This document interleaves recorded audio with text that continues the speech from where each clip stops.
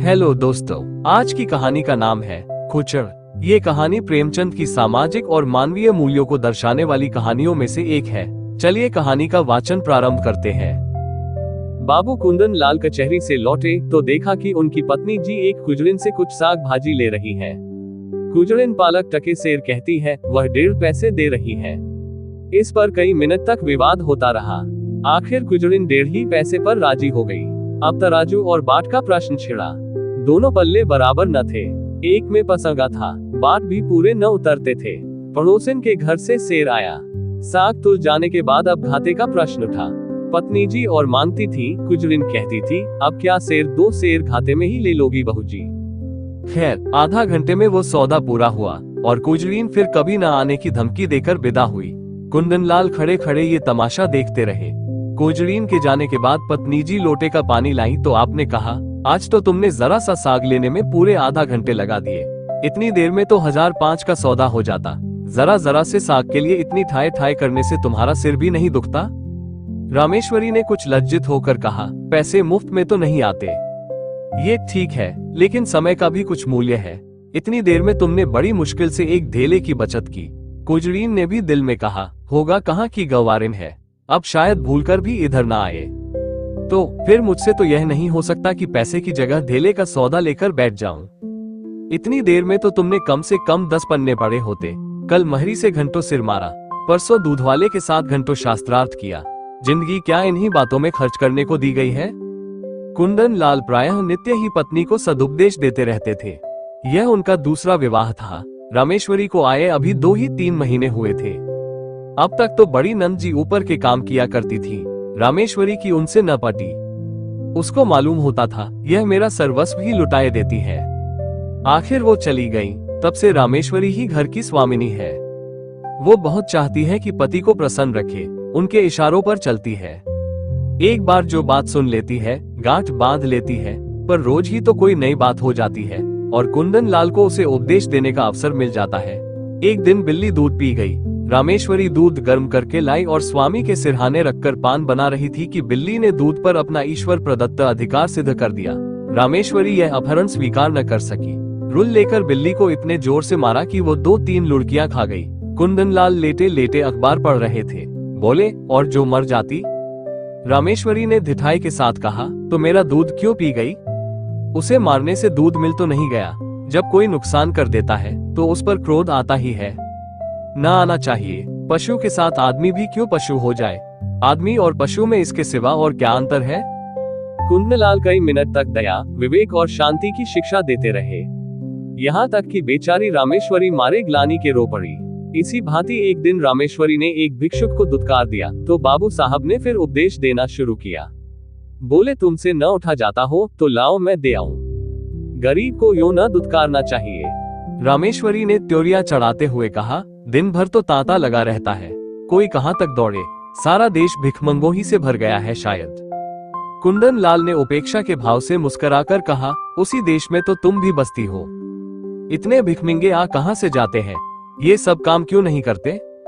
कोई आदमी इतना नीच नहीं होता जो काम मिलने पर भीख मांगे।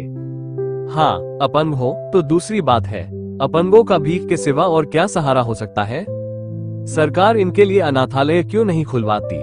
जब स्वराज्य हो जाएगा तब शायद खुल जाए। अभी तो कोई आशा नहीं है, मगर स्वराज्य भी धर्म ही से आएगा। लाखों साधु सन्यासी, पंडे पुजारी मुफ्त का माल उड़ाते हैं। क्या इतना धर्म काफी नहीं है? अगर इस धर्म में से स्वराज्य मिलता तो कब का मिल चुका होता। इसी धर्म का प्रसाद है कि हिंदू जाति अभी तक जीवित है, नहीं कब की रसातल पहुंच चुकी होती। रोम, यूनान, ईरान, सीरिया किसी का अब निशान भी नहीं है। ये हिंदू जाति है जो अभी तक समय के क्रूर आघातों का सामना करती चली जाती है। आप समझते होंगे, हिंदू जाति जीवित है। मैं तो उसे उसी दिन से मरा हुआ समझती हूँ जिस दिन से वह अधीन हो गई। जीवन स्वाधीनता का नाम है, गुलामी तो मौत है। कुंदन लाल ने युवती को चकित नेत्रों से देखा। ऐसे विद्रोही विचार उसमें कहां से आ गए? देखने में तो वह बिल्कुल भोली थी। समझे, कहीं सुन सुना लिया होगा। कठोर होकर बोले, क्या व्यर्थ का विवाद करती हो? लजाती तो नहीं, ऊपर से और बक बक करती हो। रामेश्वरी यह फटकार पाकर चुप हो गई। एक क्षण वहां खड़ी रही, फिर धीरे धीरे कमरे से चली गई। एक दिन कुंदन लाल ने कई मित्रों की दावत की। रामेश्वरी सवेरे से रसोई में घुसी तो शाम तक सिर न उठा सकी। उसे ये बेगार बुरी मालूम हो रही थी। अगर दोस्तों की दावत करनी थी तो खाना बनवाने का कोई प्रबंध क्यों नहीं किया? सारा बोझ उसी के सिर क्यों डाल दिया? उससे एक बार पूछ तो लिया होता कि दावत करूं या न करूं। होता तब भी यही जो अब हो रहा था। वह दावत के प्रस्ताव का बड़ी खुशी से अनुमोदन करती, तब वह समझती दावत मैं कर रही हूँ। अब वह समझ रही थी मुझसे बेगार ली जा रही है। खैर, भोजन तैयार हुआ, लोगों ने भोजन किया और चले गए, मगर मुंशी जी मुंह फुलाए बैठे हुए थे। रामेश्वरी ने कहा, तुम क्यों नहीं खा लेते? क्या अभी सवेरा है? बाबू साहब ने आंखें फाड़कर कहा, क्या खा लूं? ये खाना है या बैलों की सानी? रामेश्वरी के सिर से पांव तक आग लग गई। सारा दिन चूल्हे के सामने जली, उसका ये पुरस्कार।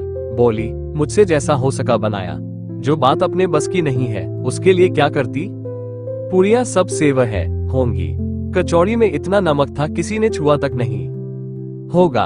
हलवा अच्छी तरह भुना नहीं, कचाइयां आ रही थी, आती होंगी। शोरबा इतना पतला था जैसे चाय होगा। स्त्री का पहला धर्म यह है कि वो रसोई के काम में चतुर हो। फिर उपदेशों का तार बंधा, यहाँ तक कि रामेश्वरी ऊबकर चली गई। 5-6 महीने गुजर गए। एक दिन कुंदन लाल के एक दूर के संबंधी उनसे मिलने आए। रामेश्वरी को ज्यों ही उनकी खबर मिली, जलपान के लिए मिठाई भेजी और महरी से कहला भेजा, आज यही भोजन कीजिएगा। वह महाशय फूले न समाये, बोरिया बंधना लेकर पहुंच गए और डेरा डाल दिया। 1 हफ्ता गुजर गया, आप टलने का नाम भी नहीं लेते। आप भगत में कोई कमी होती तो शायद उन्हें कुछ चिंता होती, पर रामेश्वरी उनके सेवा सत्कार में जी जान से लगी हुई थी। फिर वो भला क्यों हटने लगे? एक दिन कुंदन लाल ने कहा, तुमने ये बुरा रोग पाला। रामेश्वरी ने चौंक कर पूछा, कैसा रोग? इन्हें टहला क्यों नहीं देती? मेरा क्या बिगाड़ रहे हैं? कम से कम 10 की रोज चपत दे रहे हैं, और अगर यही खातिरदारी रही तो शायद जीते जीते लेगे भी नहीं। मुझसे तो यह नहीं हो सकता कि कोई 2-4 दिन के लिए आ जाए तो उसके सिर हो जाऊं, जब तक उनकी इच्छा हो रहे। ऐसे मुफ्तखोरों का सत्कार करना पाप है। अगर तुमने इतना सिर न चढ़ाया होता तो अब तक लंबा हुआ होता। जब दिन में 3 बार भोजन और 50 बार पान मिलता है तो उसे कुत्ते ने काटा है जो अपने घर जाए। रोटी का चोर बनना तो अच्छा नहीं, कुपात्र और सुपात्र का विचार तो कर लेना चाहिए।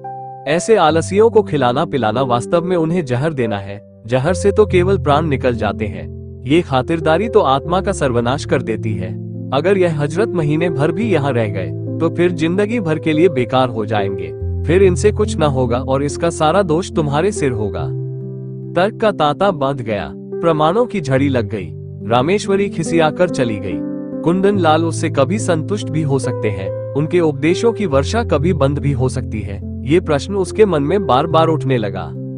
एक दिन देहात से भैंस का ताजा घी आया। इधर महीनों से बाजार का घी खाते खाते नाक में दम हो रहा था। रामेश्वरी ने उसे खोलाया, उसमें लौंग डाली और कड़ाह से निकालकर एक मटकी में रख दिया। उसकी सोंधी सोंधी सुगंध से सारा घर महक रहा था।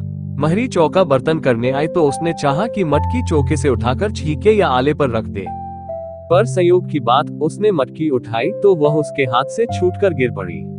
सारा घी बह गया। धमाका सुनकर रामेश्वरी दौड़ी तो महरी खड़ी रो रही थी और मटकी चूर चूर हो गई थी। तड़प कर बोली, मटकी कैसे टूट गई? मैं तेरी तलब से काट लूंगी। राम राम, सारा घी मिट्टी में मिला दिया। तेरी आंखें फूट गई थी क्या, या हाथों में दम नहीं था?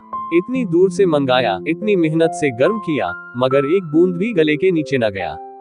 अब खड़ी बिसूर क्या रही है? जा अपना काम कर। महरी ने आंसू पोंछकर कहा, बहू जी अब तो चूक हो गई, चाहे तलब काटो चाहे जान मारो। मैंने तो सोचा उठाकर आले पर रख दूं तो चौका लगाऊं। क्या जानती थी कि भाग्य में ये लिखा है। न जाने किसका मुंह देखकर उठी थी। रामेश्वरी, मैं कुछ नहीं जानती, सब रुपये तेरी तलब से वसूल कर लूंगी।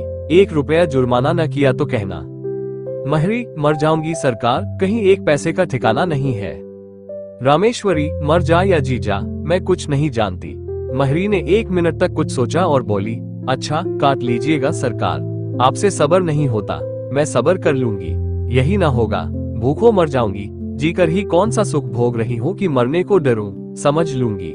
1 महीना कोई काम नहीं किया, आदमी से बड़ा बड़ा नुकसान हो जाता है, ये तो भी ही था। रामेश्वरी को एक ही क्षण में महरी पर दया आ गई। बोली, तू भूखों मर जाएगी तो मेरा काम कौन करेगा? महरी, काम कराना होगा, खिलाएगा न काम कराना होगा, भूखों मारिएगा, आज से आकर आप ही के द्वार पर सोया करोगी। रामेश्वरी, सच कहती हूँ, आज तूने बड़ा नुकसान कर डाला। महरी, मैं तो आप ही बचता रही हूँ सरकार। रामेश्वरी, जा गोबर से चौका लीप दे, मटकी के टुकड़े दूर फेंक दे और बाजार से घी लेती आ। महरी ने खुश होकर चौका गोबर से लीपा और मटकी के टुकड़े बटोर रही थी कि कुंदनलाल आ गए और हाड़ी टूटी देखकर बोले, ये हाड़ी कैसे टूट गई? रामेश्वरी ने कहा, महरी उठाकर ऊपर रख रही थी, उसके हाथ से छूट पड़ी। कुंदनलाल ने चिल्लाकर कहा, तो सब घी बह गया और क्या कुछ बच भी रहा? तुमने महरी से कुछ कहा? नहीं, क्या कहती? उसने जानबूझकर तो गिरा नहीं दिया। यह नुकसान कौन उठाएगा? हम उठाएंगे। और कौन उठाएगा? अगर मेरे ही हाथ से छूट पड़ती तो क्या हाथ काट लेती? कुंदनलाल ने ओंठ चबाकर कहा, तुम्हारी कोई बात मेरी समझ में नहीं आती। जिसने नुकसान किया है उससे वसूल होना चाहिए, यही ईश्वरीय नियम है। आंख की जगह आंख, प्राण के बदले प्राण, यह ईसा मसीह जैसे दयालु पुरुष का कथन है। अगर दंड का विधान संसार से उठ जाए तो यहाँ रहे कौन? सारी पृथ्वी रक्त से लाल हो जाए, हत्यारे दिन दहाड़े लोगों का गला काटने लगे। दंड ही से समाज की मर्यादा कायम है। जिस दिन दंड न रहेगा, संसार न रहेगा। मनु आदि स्मृतिकार बेवकूफ नहीं थे कि दंड न्याय को इतना महत्व दे गए, और किसी विचार से नहीं तो मर्यादा की रक्षा के लिए दंड अवश्य देना चाहिए। ये रुपये महरी को देने पड़ेंगे, उसकी मजदूरी काटनी पड़ेगी, नहीं तो आज उसने घी का घड़ा लुढ़का दिया है, कल कोई और नुकसान कर देगी। रामेश्वरी ने डरते डरते कहा, मैंने तो उसे क्षमा कर दिया है। कुंदनलाल ने आंखें निकालकर कहा, लेकिन मैं नहीं क्षमा कर सकता। महरी द्वार पर खड़ी यह विवाद सुन रही थी। जब उसने देखा कि कुंदनलाल का क्रोध बढ़ता जाता है और मेरे कारण रामेश्वरी को घुड़कियां सुननी पड़ रही हैं, तो वह सामने जाकर बोली, बाबूजी, अब तो कसूर हो गया, अब सब रुपये मेरी तलब से काट लीजिए। रुपये नहीं है, नहीं तो अभी लाकर आपके हाथ पर रख देती। रामेश्वरी ने उसे घुड़क कर कहा, जा भाग यहाँ से, तू क्या करने आई? बड़ी रुपये वाली बनी है। कुंदनलाल ने पत्नी की ओर कठोर नेत्रों से देखकर कहा, तुम क्यों उसकी वकालत कर रही हो? यह मोटी सी बात है और इसे एक बच्चा भी समझता है कि जो नुकसान करता है उसे उसका दंड भोगना पड़ता है। मैं क्यों 5 रुपये का नुकसान उठाऊं? बेवजह क्यों नहीं इसने मटके को संभाल कर पकड़ा? क्यों इतनी जल्दबाजी की? क्यों तुम्हें बुलाकर मदद नहीं ली? ये साफ इसकी लापरवाही है। ये कहते हुए कुंदनलाल बाहर चले गए। रामेश्वरी इस अपमान से आहत हो उठी। डांटना ही था तो कमरे में बुलाकर एकांत में डांटते। महरी के सामने उसे रुई की तरह धुन डाला। उसकी समझ ही में ना आता था ये किस स्वभाव के आदमी है। आज एक बात कहते हैं, कल उसी को काटते हैं जैसे कोई झक्की आदमी हो। कहाँ तो दया और उदारता के अवतार बनते थे, कहाँ आज 5 रुपये के लिए प्राण देने लगे। बड़ा मजा आ जाए, कल महरी बैठ रहे, कभी तो इनके मुख से प्रसन्नता का एक शब्द निकला होता। अब मुझे भी अपना स्वभाव बदलना पड़ेगा, ये सब मेरे सीधे होने का फल है। ज्यों ज्यों मैं तरह देती हूँ, आप जामे से बाहर होते हैं। इसका इलाज यही है कि एक कहें तो 2 सुनाऊं, आखिर कब तक और कहां तक सहूं। कोई हद भी है, जब देखो डांट रहे हैं। जिसके मिजाज का कुछ पता ही ना हो उसे कौन खुश रख सकता है। उस दिन जरा सा बिल्ली को मार दिया तो आप दया का उपदेश करने लगे। आज वो दया कहाँ गई? उनको ठीक करने का उपाय यही है कि समझ लूं कोई कुत्ता भूख रहा है, नहीं ऐसा क्यों करूं, अपने मन से कोई काम ही न करूं, जो ये कहें वही करूं, न जौ भर कम न जौ भर ज्यादा। जब इन्हें मेरा कोई काम पसंद नहीं आता, मुझे क्या कुत्ते ने काटा है जो बरबस अपनी टांग अड़ाऊं, बस यही ठीक है। वो रात भर इसी उधेड़बुन में पड़ी रही। सवेरे कुंदनलाल नदी स्नान करने गए, लौटे तो 9 बज गए थे। घर में जाकर देखा तो चौका बर्तन न हुआ था, प्राण सूख गए। पूछा, क्या महरी नहीं आई? रामे, नहीं। कुंदन, तो फिर? रामे, जो आपकी आज्ञा। कुंदन, ये तो बड़ी मुश्किल है। रामे, हाँ है तो। कुंदन, पड़ोस की महरी को क्यों न बुला लिया? रामे, किसके हुक्म से बुलाती? अब हुक्म हुआ है, बुलाए लेती हूँ। कुंदन, अब बुलाओगी तो खाना कब बनेगा? 9 बज गए और इतना तो तुम्हें अपनी अक्ल से काम लेना चाहिए था कि महरी नहीं आई तो पड़ोस वाली को बुला ले। रामे, अगर उस वक्त सरकार पूछते क्यों दूसरी महरी बुलाए तो क्या जवाब देती? अपनी अक्ल से काम लेना छोड़ दिया, अब तुम्हारी ही अक्ल से काम लूंगी। मैं यह नहीं चाहती कि कोई मुझे आंखें दिखाए। कुंदन, अच्छा तो इस वक्त क्या होगा? रामे, जो हुजूर का हुक्म हो। कुंदन, तुम मुझे बनाती हो। रामे, मेरी इतनी मजाल कि आपको बनाऊं। मैं तो हुजूर की लौड़ी हूँ, जो कहिए वह करूं। कुंदन, मैं तो जाता हूँ, तुम्हारा जो जी चाहे करो। रामे, जाइए, मेरा जी कुछ न चाहेगा और न कुछ करोगी। कुंदन, आखिर तुम क्या खाओगी? रामे, जो आप देंगे वही खा लूंगी। कुंदन, लाओ, बाजार से पुड़िया ला दूं। रामेश्वरी रुपया निकाल लाए। कुंदन लाल पुड़िया लाए। इस वक्त का काम चला। दफ्तर गए, लौटे तो देर हो गई थी। आते ही आते पूछा, महरी आई? रामे, नहीं। कुंदन, मैंने तो कहा था पड़ोस वाली को बुला लेना।